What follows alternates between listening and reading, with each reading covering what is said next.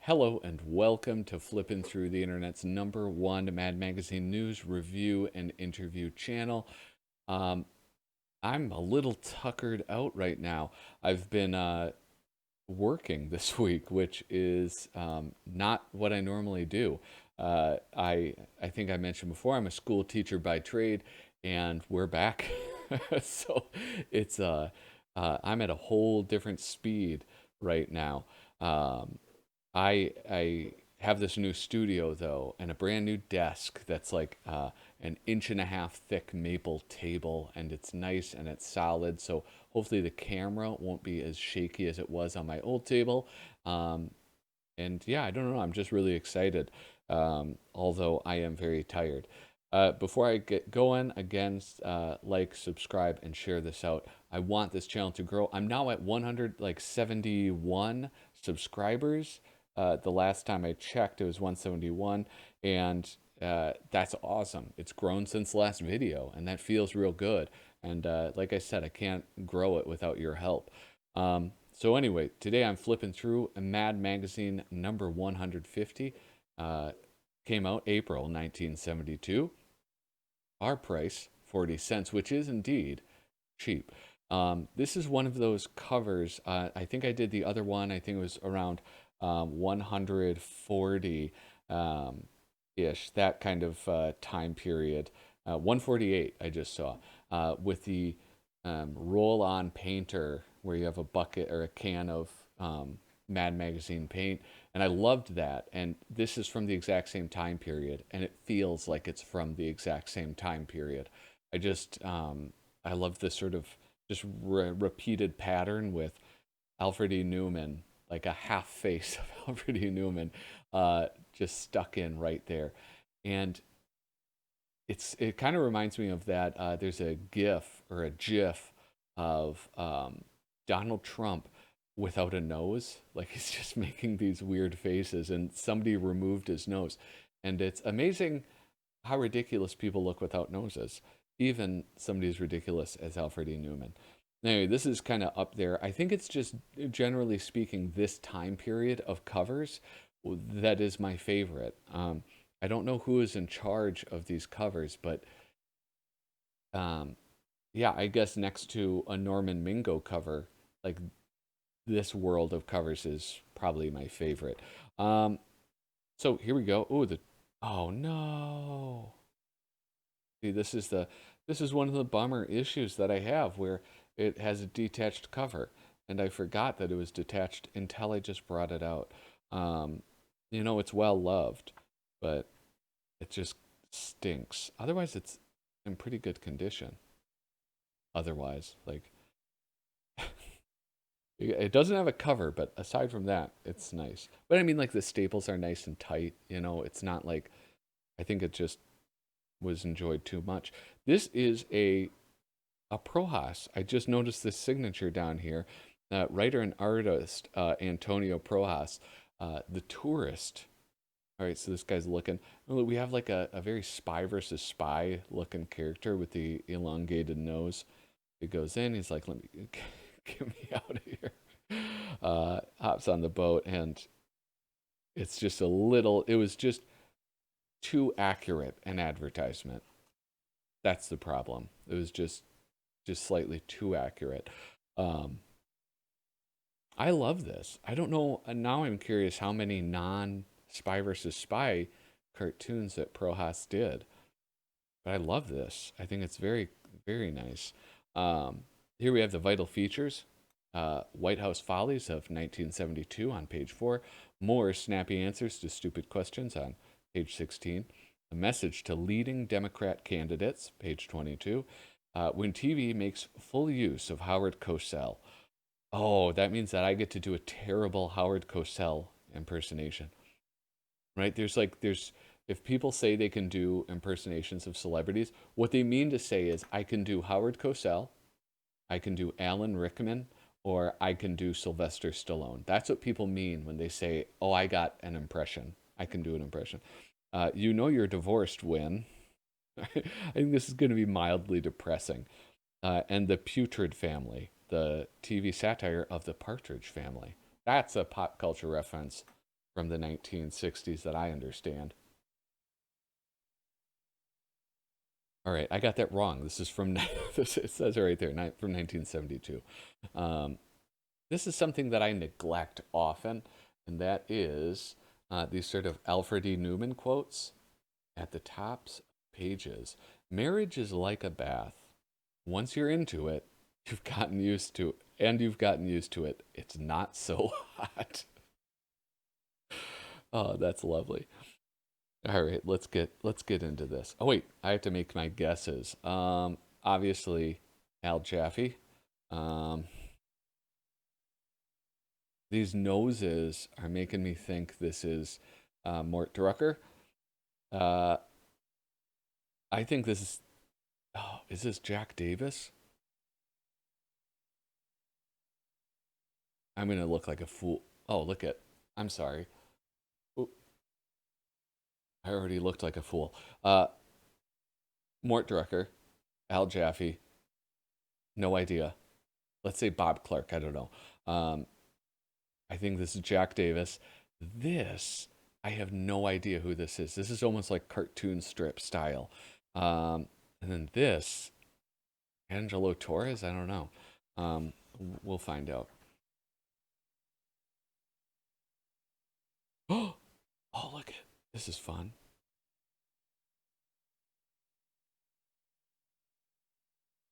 A letter from Charles Schultz. Dear Mad, in quotes. I liked your peanut strips. Why don't you guys take over the whole thing and I'll quit? Schultz. What? Me worry? Oh, this is all about Charles Schultz. You ridicule Charles M. Schultz and to ask him to wise up by letting his characters age. I haven't noticed your superstar Alfred E. Newman getting any older. What's the catch? Oh, that's so good. And you know what? Do you notice that the editor does he has nothing to say about this, right? Where's your witty retort, Ed? What I thought. Nothing. Oof. Here we go. We have a paperbacks page. I love it. Oh, guys, I just got a bunch of new paperbacks. And I just built a shelf too, so I put them all on display. Artist Mort Drucker, writer Frank Jacobs, The White House Follies of 1972. All right, one for one. Um, yeah, what's there to say except it's lovely. He has all these nice, like, little chicken fat things put in. The ribbons on the chest of this general, presumably a general, I don't know. Um, we have USA, AAA, MAD. We have an Iron Cross.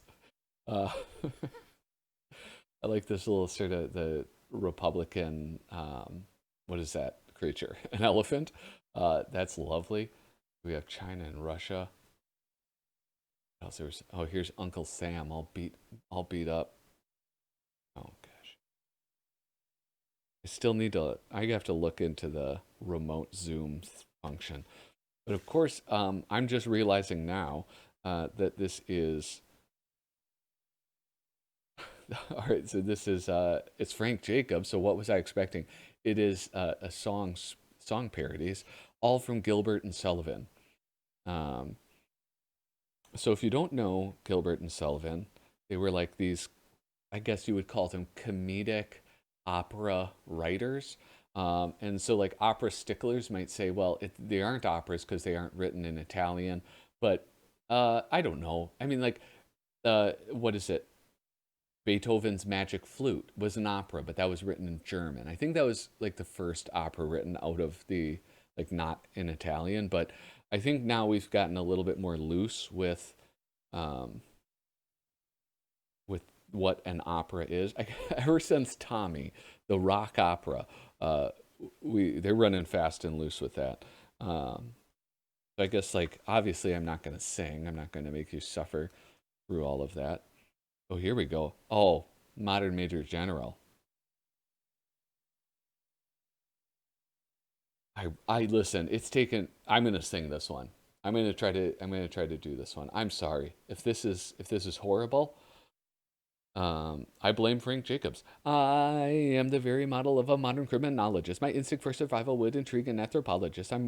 More than 40 years. I've clung to my official residence, outlasting Walter Lip.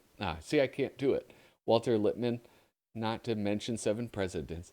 Yet rather than remove me from my post proprietorial, they'd rather put the hammer to the Jefferson Memorial. It's known, you see, I have the goods on congressmen and senators, including information on their children and progenitors. And should I be tormented by some critic of the media, the file I've got on them would fill a small encyclopedia. Of course, I'm in my position. One must think like a psychologist. I am the very model of a modern criminologist. I mean, damn, Frank Jacobs. Frank Jacobs, um, I mean this with the utmost respect. Frank Jacobs, I feel like could have done. Uh, I feel like he could have been done better than Mad Magazine. That feels like so wrong to say, especially since I love Mad Magazine. This whole channel is based on Mad Magazine, but it's like he is such a talented writer. Like, I mean, how did he not have other irons in the fire? I don't know. Maybe he did. Maybe it's just one of those things that happen. I don't know, where it just didn't work out. His job as a writer or something, like in novels or songs. But it's a shame that it didn't. That's all I'm saying. Ads that turn people off. Wait, this is Bob Clark. Did I guess that right? No. From firms and services that can't handle the business they've got already. This is like, I mean, what I love about Bob Clark is he's one of those guys that can do it all. He really is. When you have like this, just like, I don't know, basic illustration, um, like this looks like a, I don't know, kind of like storyboard, but then, I mean, it's just awesome. Like what would you, how would you describe that style? It's just got like these very bold lines. It almost looks like out of a, like a, not like an airline pamphlet, because like those look terrible. I'm trying to like, I'm trying to be complimentary, but I don't have the words. And then you have these caricatures, which are just awesome. Look at this guy. It's like, what a, he's like a Gomer type guy. This lecherous old man. This nerd. Look at this Poindexter. Yeah. Anyway, it's just lovely. He's such a talent. More snappy answers to stupid questions. Are you reading a magazine? Are you reading Mad Magazine? Are you reading the introduction to this article? Then you know what stupid questions are, because we just asked 3 of the stupidest. Are you sick and tired of being asked stupid questions? Would you like to put them down? Then this article by Al Jaffe is for you. So, were the first 2 articles on the very same subject by Al Jaffe that we ran several issues back. So was the first Mad paperback book of the very same subject by Al Jaffe that we published several. Why am I still reading this? Al Jaffe does this thing with backgrounds that is cool, I think, but it's like it's pretty subtle. So like all of his characters in the foreground are outlined, and if you notice in the background, it's all like, if it does have lines, it is very light, and it's otherwise just all a wash. Um, like you see this. I mean, it's almost like you see in movies how they might have like a painted background in animated movies, and then the items that move are, are hand illustrated, and laid over it. So it's like you have all of this sort of like blends in. I mean, it's distinct enough to tell what it is, but then the pot that she's holding stands out, and it's very boldly outlined. I think, yeah, I like that very much. Really, it does something. The illustrations really makes them pop. It makes them pop in a way where you don't really lose details either. Like you see that a lot as you go further into the background where detail it might not be as detailed. Whereas this, it's almost like he just skips that final outline, and so there's really is the same amount of detail. It's just not the heavy pen. Fairly nice day downtown. I love this one. This one is one I've read in a paperback, almost certainly. The judo flea or something.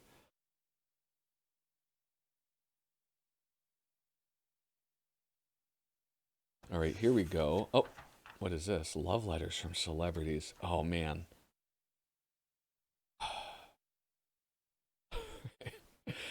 So we have like a love letter from Richard Nixon, one from William F. Buckley, one from, I really want to read this one. Don Rickles, Ralph Nader, from Henny Youngman.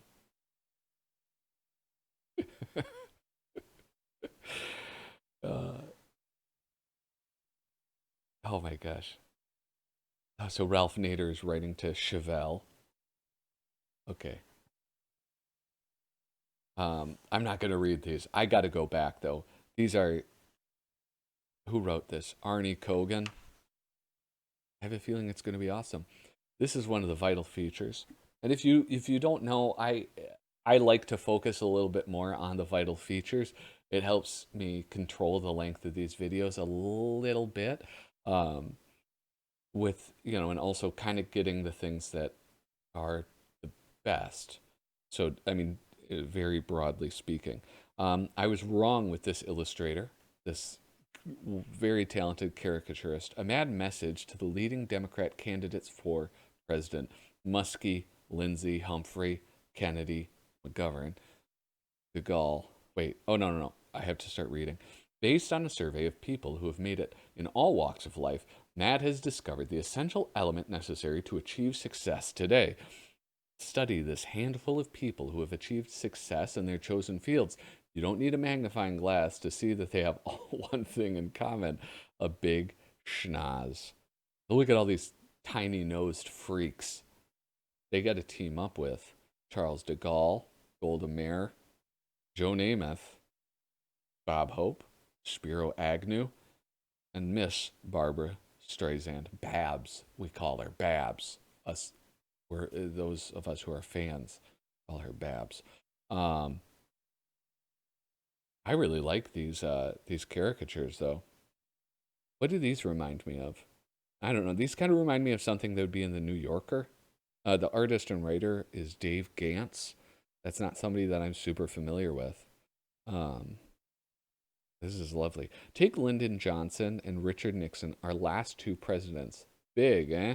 Well, by her yardstick, none of you challengers stands a chance against this and this, unless you take Mad's advice. And in this age of super surgery, get a nose job. Oh my gosh. Look at that. Kennedy, McGovern, Humphrey. Wasn't Humphrey the one, or he ran for vice president? He ended up getting a vice president thing. I should stop talking because I don't know anything about 1970s politics. Uh, and I'm just going to make myself look like a fool. Here we go. I was correct in this. This is Mr. Jack Davis. And Jack Davis is the king. Holy smokes. Oh my gosh. Oh, one of these drawings just disgusts me. I'm probably not going to focus too much on the um, text, but I mean, look at these. So we got Howard Cosell, and I'm trying really hard not to do the Howard Cosell thing. So it's like we have these three different characters. We have Cosell interacting with them like very differently. Look at how he's like laying across his belly. And this is like what makes me want to retch is the protruding bones from this guy's leg. Oh, that's disturbing. Golly. He's just like, I could stare at his illustrations all day. Love him or hate him, one thing is certain. Howard Cosell's unique style and approach certainly makes TV ratings zoom. Therefore, it's only a matter of time before all the networks start using him, and not just for sports coverage. So let's step into the future and see what we'll be looking at and listening to when TV makes full use of Howard Cosell. Howard Cosell on Sesame Street. Ernie, today's show is brought to you by the letter T, Howard. Can you think of a word beginning with T? Ernie, I can remember when the letter T was one of the strongest consonants in the dictionary. 2 years ago, if you recall, it was all unanimous choice for all alphabet. Howard Cosell on Let's Make a Deal. Again, looking at the backgrounds on Jack Davis's drawings, I just love these little faces he draws. Oh, here we go. 6 o'clock weather report. We've all heard talk that the weather is through. Clear skies had it. That storms are being fixed. The barometer is on the take. I know, you know, we all know that in recent years the air has acquired a rotten smell. It's now my unpleasant duty to report the latest example of corruption in our nation's atmosphere. That, I'm sure that joke kills for Howard Cosell and football fans. Pardon me. Mad look at snowmobiles. Writer artist Paul Peter Porges. How does it feel to be Paul Peter Porges?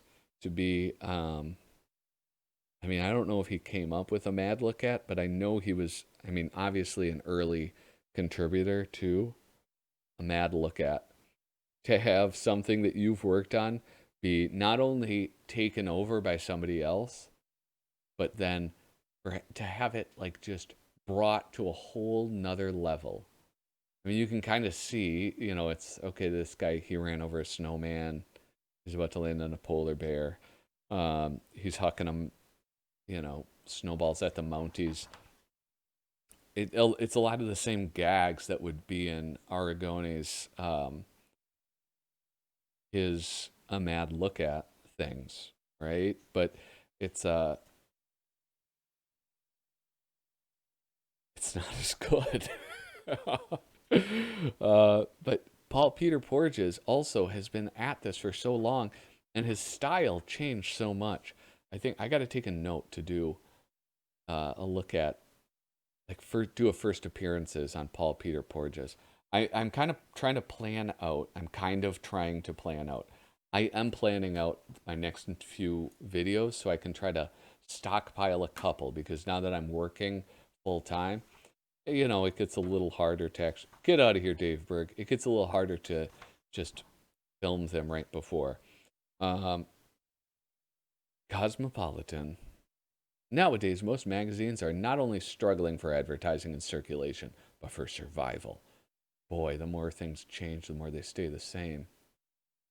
There is, however, one notable exception. It's a zingy woman's magazine called Cosmopolitan. If you want to know why this particular magazine is reaching new heights while others are floundering, it's because a typical issue looks something like this. Cook him a Chinese meal he'll never forget. Do it in the nude. Artificial insemination. How to avoid getting emotionally involved with the syringe. Oh my gosh, I gotta zoom in because uh, Cosmo's Guide to 40 Discount. Oh my gosh. 101 new erogenous zones, all above the neck. How to seduce a midget. How to have a swinging menopause. Who wrote this? Arnie Kogan. Irving Schild, the photographer, the wonderful, talented Irving Schild. So, if other magazines copied the Cosmopolitan sex formula, Better Homes, have yourself a color orgy. 20 wild things you can do with a roller and a can of Chemtone. Motor trend. The Long Island housewife confesses. Oh my gosh, this is ridiculous. Sports Illustrated, ironically, or I don't know, that's it's not irony, is it? Uh, as luck would have it, Sports Illustrated did do this. They did the swimsuit edition, right? 10 secret recipes to make your ball player more romantic. Oh my gosh. Here we have you really know you're divorced. You know, oh my gosh. Can I read? You know you're really divorced when, and this is artist and writer Lloyd Gola. I don't know this person. You know you're really divorced when you invite your new boyfriend over to meet your children and they won't come down from the roof. You know you're really divorced when you start touching up those gray hairs.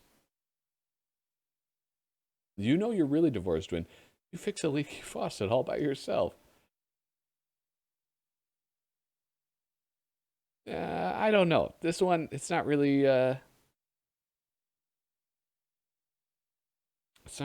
getting me. I don't know. This seems like a little, how it's just sort of like it's like corny. I don't know. It just seems like just not that funny. One fine day, well, touring Florida, alligator wrestling. Hey, this actually happens. Oh, not like I see. Not like this. And finally, the Putrid Family artist Angelo Torres. I'm going to just blast through this. Take a look at a fold-in. Here we go. This one's been folded. So all sorts of hopes are being raised by the president's visit to Red China. But the real hope, Nixon's own personal dream, is a very special one. To find out what it is, fold in page as shown. Yeah, okay. You guys, I came in with my hot take about Richard Nixon, mentioning he opened trade with China. I lost a subscriber for that. All right, I hope that you appreciate that. I'm speaking truth to power. Look what comes up next, a gag about him visiting Red China. Anyway, President Nixon apparently hopes, in going to China, to create a favorable mood for peace. Thus, in this moment of opportune cooperation, war clouds should flee the skies.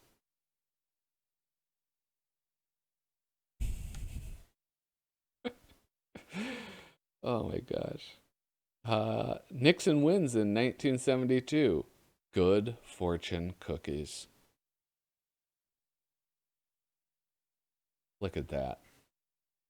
I mean, I don't think Nixon was especially like obviously he was reviled after he became president because of the Watergate scandal, but I don't think he was like super loved.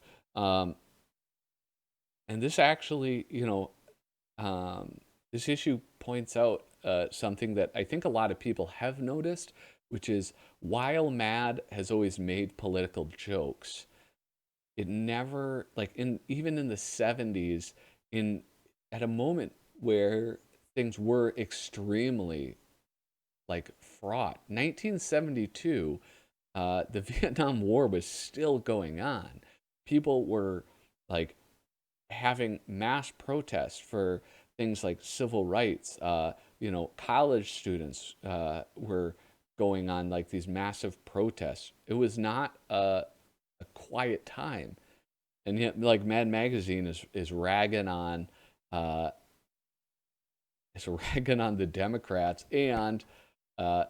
Democrats and Nixon, and seems to have like a favorable fold in. Maybe there's something I'm not getting, like in this, like some subtext that would make more sense if I were alive in 1972. But I don't know. That's just interesting to me. Now playing Lust Story, Coming, Sex Story. All right, look at written by Sergio Aragones, drawn by Paul Coker Jr. I wonder what that is like. Um, what is it like to illustrate something written by somebody who is an amazing illustrator? I don't know. I don't know what that's like. Real quick before I close up, let's see how I did. Got that one right. 1 for 1, 2 for 2, 2 for 3. Got that one wrong. 3 for 4, 3 for 5, 4 for 6. Right? I got 2 wrong. I was 4 for 6. That's pretty good. That ain't bad. Anyway, thanks so much for watching. As always, hit like, subscribe, leave a comment. If you have a magazine, a MAD magazine you would like me to flip through, let me know in the comments. Thank you so much for watching, and toodaloo.